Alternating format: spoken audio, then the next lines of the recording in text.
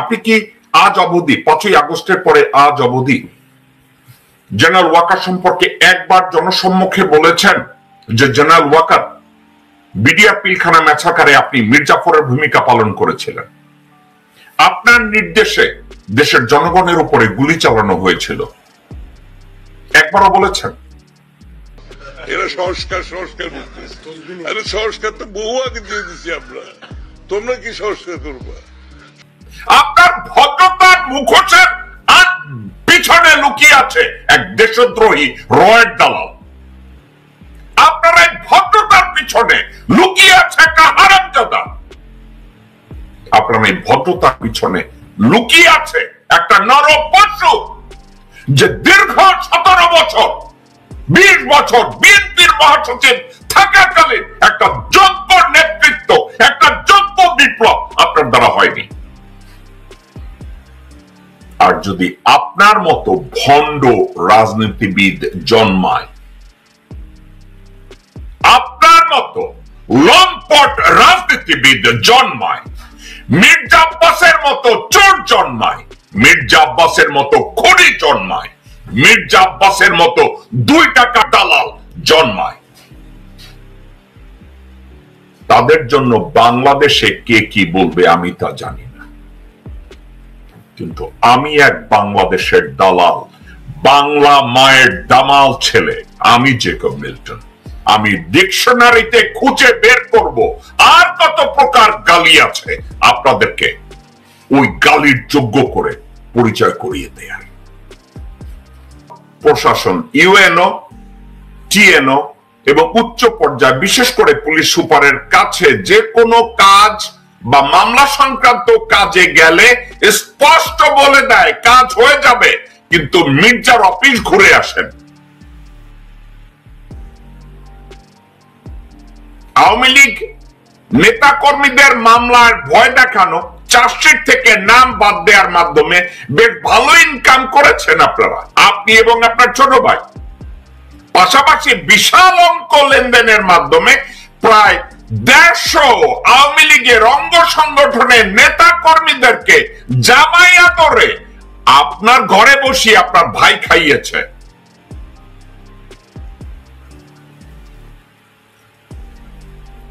এই কিন্তু নিজ দলের নেতা কর্মীদের তোপের মুখে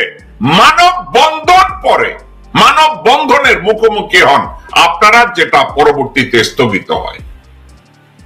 মির্জা ফয়সাল আমিন ও তার অনুসারীদের চাঁদাবাজি ও অনিয়ম নিয়ে 1 এপ্রিল নিজ জেলায় বিএনপি মহাসচিব মির্জা ফখরুল ইসলাম আলমগীরকে সাংবাদিক সম্মেলনে প্রশ্ন করা হলে আপনি সেসব প্রশ্নের উত্তর না দিয়ে ওখান থেকে কেটে পড়েছিলেন। মির্জা ফখরুল, আপনি একজন নিঃসন্দেহে শিক্ষিত একজন মানুষ, আপনি কি মার্জিত? হ্যাঁ, আপনি মার্জিত, আপনি আমার মতো অভদ্র না। এখন কথা একটা, আপনার এই ভদ্রতার মুখোশের আড়ালে লুকিয়ে আছে একটা ভণ্ডামি। আপনার ভদ্রতার মুখোশের পিছনে লুকিয়ে আছে এক দেশদ্রোহী রয়ের দালাল। আপনার এই ভদ্রতার পিছনে লুকিয়ে আছে একটা হারামজাদা।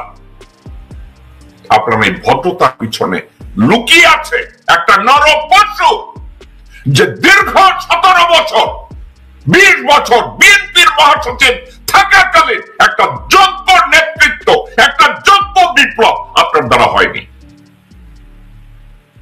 এবং বিএনপির নপুংসক নেতৃত্ব আপনার মতো একটা বাটপারকে এখনো মহাসচিব করে রেখেছে।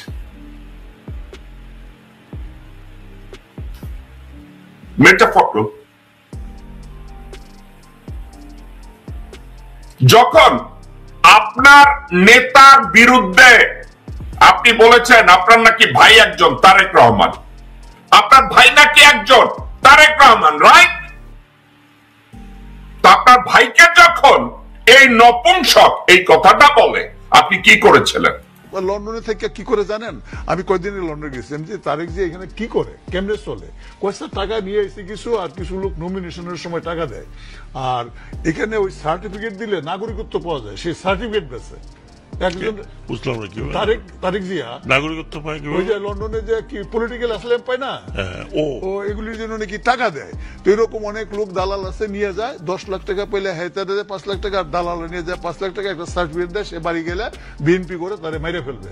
তো এই কারণে কি পলিটিক্যাল আসেন দেয় এইভাবে তারা। তো এইভাবে আপনি রাজনীতি করবেন?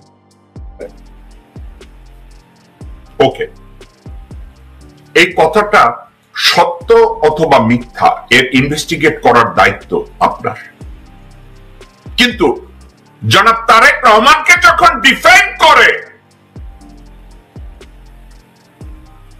এই চোর তাজুল, এ তো কোনো সাধারণ মানুষ না, এই চোর তাজুল তো ওই চোর তাজুল যে স্বাধীনতা পদকের স্বর্ণ চুরি করেছিল হাসিনার কাছ থেকে, ওই তাজুল।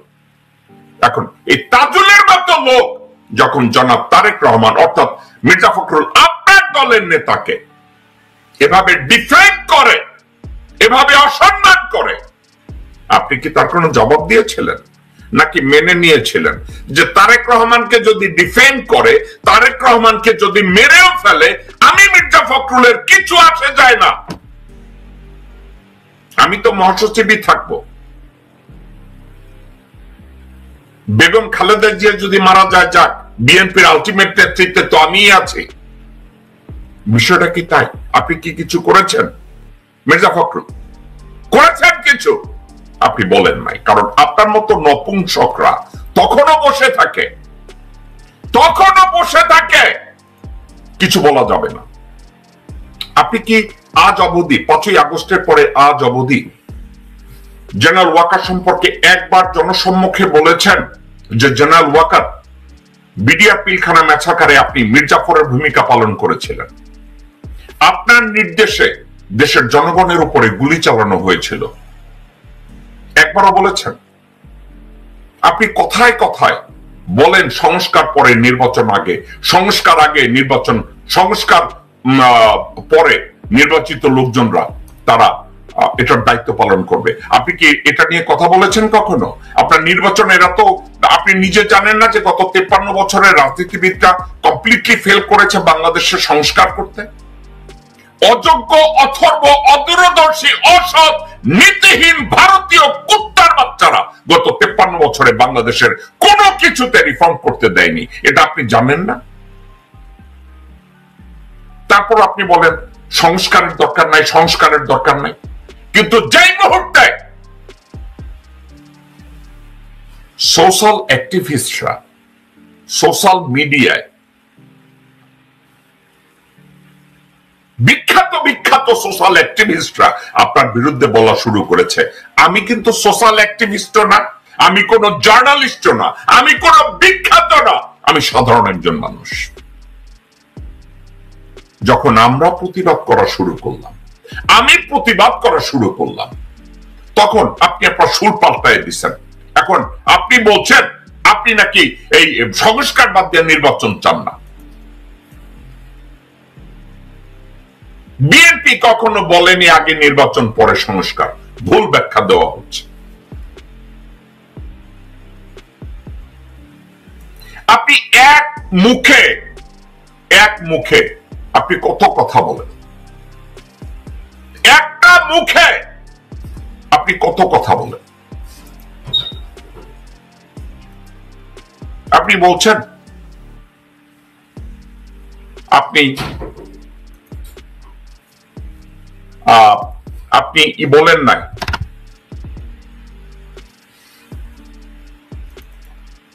আপনি বলছেন যে আপনি সংস্কারের বিরোধিতা করেন নাই, আপনি এটা বলছেন তো? বিএনপি নির্বাচনের কথা বলে নাই সংস্কারের আগে, আপনি এটা বলছেন না? আপনি শিওর মির্জা ফখরুল?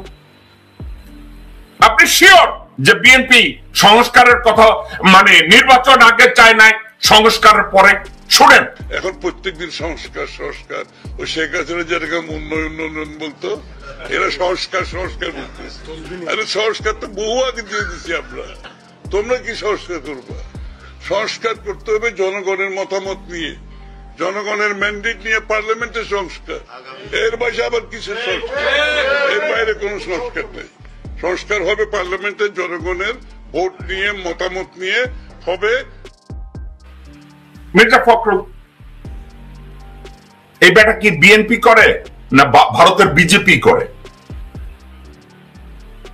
শব্দ তো দুইটা না, বিএনপি আর বিজেপি, খালি যেটা বাদ, রাইট? এই লোকটা কি করে? বিএনপি করে না বিজেপি করে? এই যে একটা লোক যে কথা বললো আমির খসরু মাহমুদ, আপনি যে বলছেন বিএনপি কোন সংস্কার চায় না, আপনি এইমাত্র বলছেন না? আপনি তো এইমাত্র বলছেন বিএনপি সংস্কার চায় না, রাইট?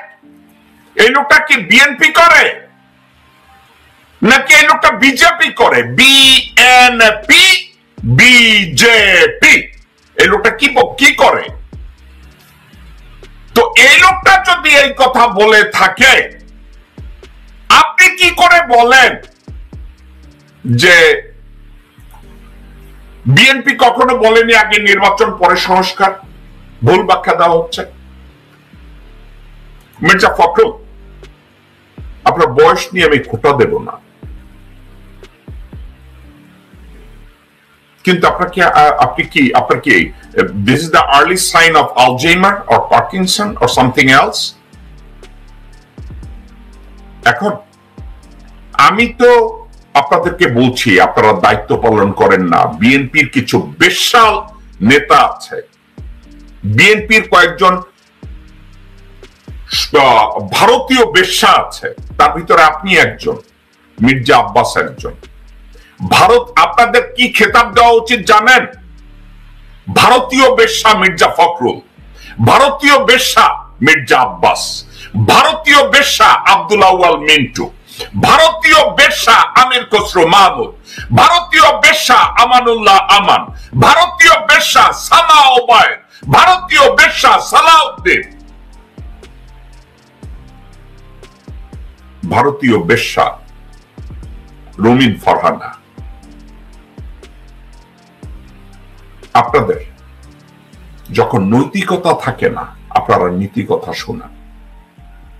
আপনাদের সম্পর্কে আমার কথা বাদ দেন, আমি জেকব মিল্টন কি বলেছি আপনাদের সম্পর্কে, আপনাদের দলের চেয়ারপারসন বেগম খালেদা জিয়া কি বলেছে?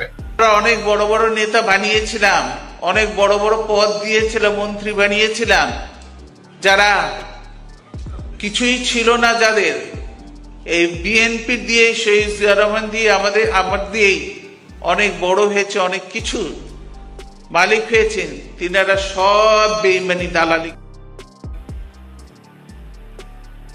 করে নাই মির্জা ফখরুল। মোসাদ্দেক হোসেন ফালু মিলিয়নিয়ার বিলিয়নিয়ার হয় না? মির্জা আব্বাস মিলিয়নিয়ার বিলিয়নিয়ার হয় নাই? আমির খসরু মাহমুদ মিলিয়নিয়ার বিলিয়নিয়ার হয় নাই? আব্দুল আউয়াল মিন্টু মিলিয়নিয়ার বিলিয়নিয়ার হয় নাই? সাদেক হোসেন খোকা মিলিয়নিয়ার বিলিয়নিয়ার হয় নাই? আপনি, আপনার ভাই এখন ঠাকুরগাঁয়ে বৈশা বৈশা আপনার নাম বেচা, এবং আপনি এই দুর্নীতির সাথে জড়িত হন নাই?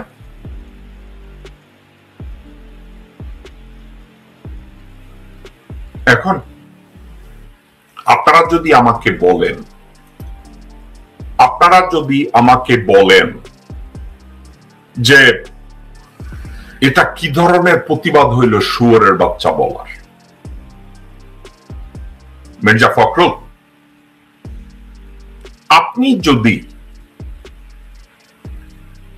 একজন দেশপ্রেমিক রাজনীতিবিদ হিসাবে, একজন নীতিবান রাজনীতিবিদ হিসাবে, একজন দূরদর্শী রাজনীতিবিদ হিসাবে আপনি যদি আপনার দায়িত্ব পালন করেন, সচেতনভাবে আপনার উপরে অর্পিত ইমানি দায়িত্ব আপনি পালন করেন, আপনাকে কেউ শুয়োরের বাচ্চা বলবে না, আপনাকে কেউ বিন্দু মাত্র অসম্মান করবে না। আপনার দিকে সবাই শ্রদ্ধার চোখে তাকাবে। আমার মতো জেকব মিল্টন আপনার পা ছুঁয়ে কদমবুসি করবে। ঘরে ঘরে জেকব মিল্টনরা জন্মাবে এবং আপনাদেরকে ভালোবাসবে, ইজ্জত করবে। কিন্তু যেই মুহূর্তে আপনার মতো ফ্যাসাদ পরা, মুখোশ পরা শিক্ষিত, মুখোশ পরা দেশপ্রেমিক, মুখোশ পরা রাজনীতিবিদ, মুখোশ পরা খুনি, মুখোশ পরা চোর, মুখোশ পরা ধর্ষক যখন রাজনীতিবিদের ভূমিকায় অবতীর্ণ হবেন, তখনও ঘরে ঘরে জেকব মিল্টন জন্মাবে এবং ওই জেকব মিল্টনরা আপনাকে আর স্যার ডাকবে না, আপনাকে কুত্তার বাচ্চা ডাকবে, আপনাকে শুয়োরের বাচ্চা ডাকবে, আপনাদেরকে ভারতীয় খানকি ডাকবে।